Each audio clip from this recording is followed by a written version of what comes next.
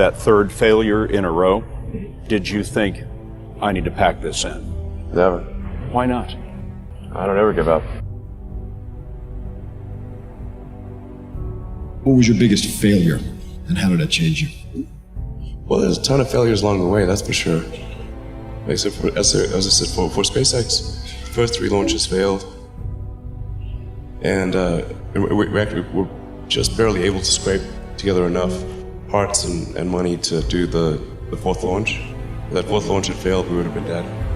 So multiple failures along the way. I tried very hard to get the right expertise in for SpaceX. I tried hard to find a great chief engineer for the rocket, but the good chief engineers wouldn't join, and the bad ones, well, there was no point in hiring them. So I ended up being chief engineer of the rocket. So if I could have found somebody better, then we would have maybe had less than 3 failures. There are many more ways to fail than to succeed. For a rocket, there's like 1,000 ways a thing can fail and like 1 way it can work. You could have a lot of rocket failures. You know, there are American heroes who don't like this idea. Neil Armstrong, Gene Cernan have both testified against commercial spaceflight in the way that you're developing it, and I wonder what you think of that. I was very sad to see that, because those guys are, those guys are heroes of mine, so it's really tough. I wish they would come and visit and see the hardware that we're doing here. And I think that would change their mind. They inspired you to do this, didn't they? Yes. And to see them casting stones in your direction. It's difficult. Did you expect them to cheer you on? So they're hoping they would. What are you trying to prove to them? What I'm trying to do is to make a significant difference in spaceflight and help make spaceflight accessible to almost anyone. Space is hard, and rockets tend to fail, unfortunately. Even when you've got like a lot of really smart people working super hard to minimize the probability of failure, it's still there, and it's quite significant. And people have asked me like, well, why are rockets, especially hard? Part of it is like everything has to work the first time. Like there's no, you can't do a recall, you can't patch it. It's like 9 minutes to orbit or it's over. You can never test the rocket completely in the environment that it's actually going to experience. Mm-hmm. You can't fully recreate something that's moving super fast in a vacuum on the surface of Earth. Like you can only really recreate that in space. I mean, I think it's like quite painful and difficult, honestly, and it feels terrible. I mean, the company is sort of looking to, me to, rally them, and I do. Or how do you think about making a decision when everyone tells you this is a crazy idea? Or where do you get the internal strength to do that? Well, first of all, I'd say I actually think I feel fear quite strongly. So it's not as though I just have the absence of fear. I feel it quite strongly. But there are just times when something is important enough, you believe in it enough, that you do it in spite of fear. So many people tried to talk me out of starting a rocket company. It was crazy. One good friend of mine collected a whole series of videos of rockets blowing up and made me watch those. He just didn't want me to lose all my money. We're doing these things that seem unlikely to succeed, and we've been fortunate, and at least thus far they have succeeded. Now is the time to take risk. You don't have kids. As you get older, your obligations increase. And once you have a family, you start taking risk not just for yourself, but for your family as well. It gets much harder to do things that might not work out. So now is the time to do that before you have those obligations. So I would encourage you to take risks now. Do something bold. You won't regret it. How did you figure you were going to start a car company and be successful at it? Well, I didn't really think Tesla would be successful. I thought we would most likely fail.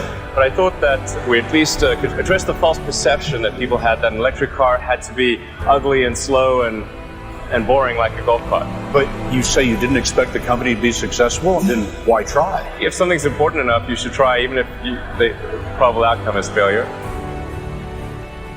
For any given company, just can keep thinking about, are these efforts that people are expending, are they resulting in a better product or service? And if they're not, stop those efforts. And then the final thing is don't just follow the trend. You may have heard me say that it's good to think in terms of the physics approach, or first principles, which is, rather than reasoning by analogy, you boil things down to the most fundamental truths you can imagine, and you reason up from there. And this is a good way to figure out if something really makes sense, or if it's just what everybody else is doing. It's hard to think that way. You can't think that way about everything. It takes a lot of effort. But if you're trying to do something new, it's the best way to think. And that framework was developed by physicists to figure out counterintuitive things like quantum mechanics. So it's really a powerful method. There need to be reasons to get up in the morning. You know, life can't just be about solving problems. Otherwise, what's the point? There's got to be things that people find inspiring and make life worth living. If somebody is doing something that is useful to the rest of society, I think that's a good thing. Like, it doesn't have to change the world. Like, if you're doing something that has high value to people, I think that's fine. Like, stuff doesn't need to be changed the world just to be good. Depending on how well you want to do, and particularly if you're starting a company, you need to work super hard. And I mean, if you do simple math, you say like, okay, if somebody else is working 50 hours and you're working 100, you'll get twice as much done in the course of a year as the other company. One of the most difficult choices I've ever faced in life was in 2008. I think I had like maybe $30 million left, or $30 or $40 million left in 2008. I had two choices. You could put it all into one company, and then the other company would definitely die, or split it between the two companies. But if I split it between the two companies, then both might die. When you put your blood, sweat, and tears into creating something, building something, it's like a child. And so it's like, which one am I going to let one starve to death? I couldn't bring myself to do it, so I split the money between the two. Fortunately, thank goodness, they both came through. I think about what technology solution is necessary in order to achieve the particular goal, and then try to make as much progress in that direction as possible. And if you consider two futures, one where we are forever confined to Earth until eventually something terrible happens, or another future where we are out there on many planets, maybe even going beyond the solar system, I think that second version is incredibly exciting and inspiring, and there need to be reasons to get up in the morning. You know, life can't just be about solving problems. Otherwise, what's the point? There's got to be things that people find inspiring and make life worth living. I am somewhat impulsive, and I don't really want to try to adhere to some CEO template. A natural human tendency is wishful thinking. A challenge for entrepreneurs is to say, well, what's the difference between really believing in your ideals and sticking to them versus pursuing some unrealistic dream? That is a really difficult thing to tell. Can you tell the difference between those two things? I think certainly being focused on something that you're confident will have high value to someone else, and just being really rigorous in making that assessment. I think certainly extremely tenacious, and then just work like hell. I mean, you just have to put in, 80 to 100 hour weeks every week. I mean, I think it's like quite painful and difficult. So all those things improve the odds of success. I came to the conclusion that if we can advance the knowledge of the world, if we can do things that expand the scope and scale of consciousness, then we're better able to ask the right questions and become more enlightened, and that's really the only way forward. That's unreal. So what does super hard mean? Well, when my brother and I were starting our first company, instead of getting an apartment, we just rented a small office and we slept on the couch. And we showered at the YMCA, and we're so hot up we had just one computer. So the The website was up during the day, and I was coding at night. 7 days a week, all the time. If other people are putting in 40-hour work weeks and you're putting in 100-hour work weeks, then even if you're doing the same thing, you know that you will achieve in 4 months what it takes them a year to achieve.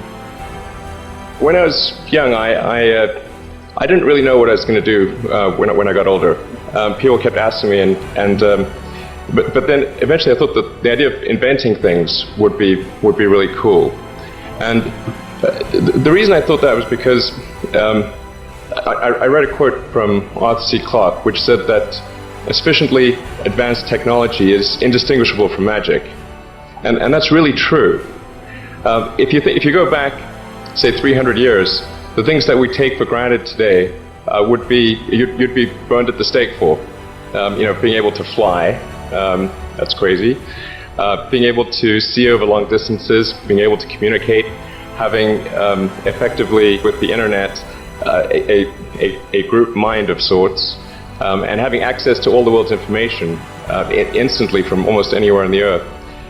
This is stuff that really would be magic, or would be considered magic in times past. In fact, I think it actually goes beyond that, because there are many things that we take for granted today that weren't even imagined in times past. They weren't even in the realm of magic. So it actually goes beyond that. So I thought, well, if I can do some of those things, basically if I can advance technology, then that's like magic, and that would be really cool. And I also had sort of a slight existential crisis, because I was trying to figure out what does it all mean? Like, what's the purpose of things?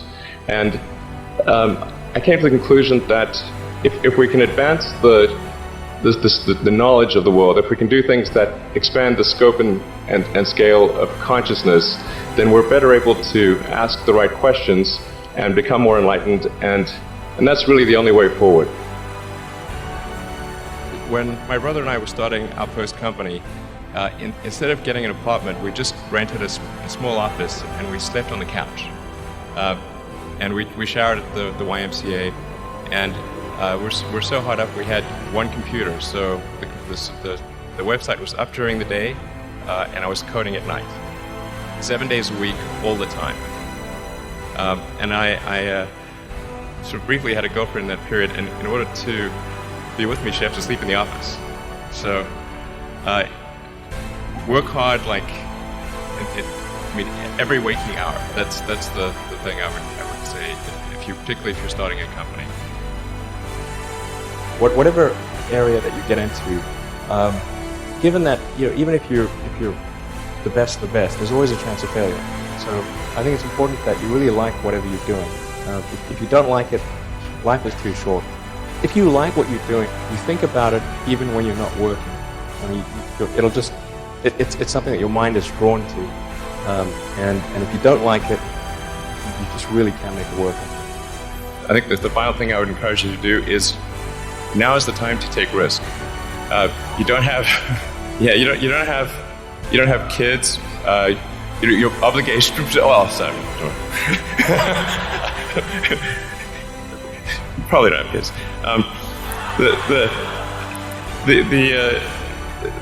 But as you get older, your obligations increase. So and once you have a family, you start taking risk not just for yourself but for your family as well. It gets much harder to do things that might not work out. So now is the time to do that before you have those obligations. So I would encourage you to take risks now. Do something bold. You won't regret it. Thank you.